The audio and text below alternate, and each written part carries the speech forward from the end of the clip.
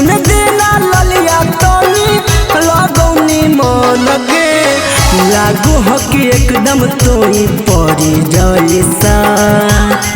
लागो हो कि एकदम तोई परी जैसा त तोई बरोही गे छौड़ी मार करी जैसा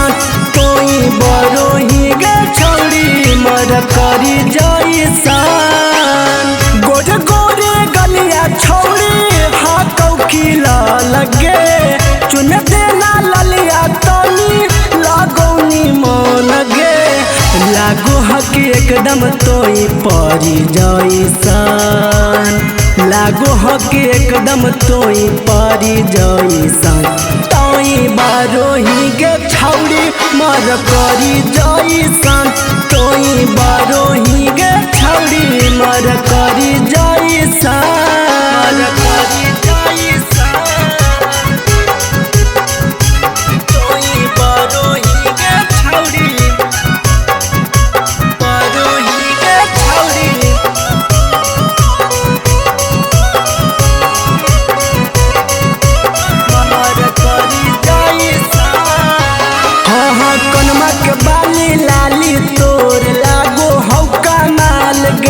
लागो ही बड़ी गजब जब साटो ही टिकल लाल गे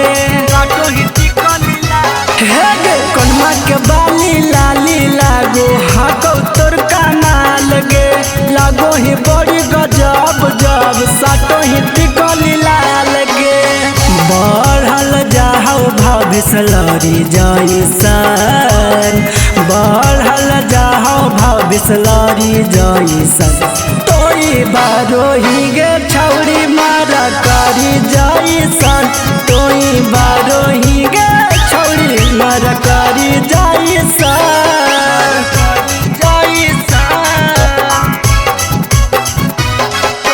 बरोही गे छौड़ी बरोही गे छौड़ी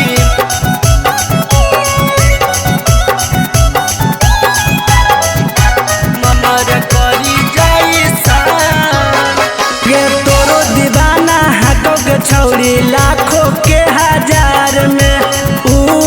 सूरजब कहो जान ही हमार गे जान ही हमार गे हाँ तोरो दीवाना हको गे छौड़ी लाखों के हजार में उदयब देश कहो जान ही हमार गे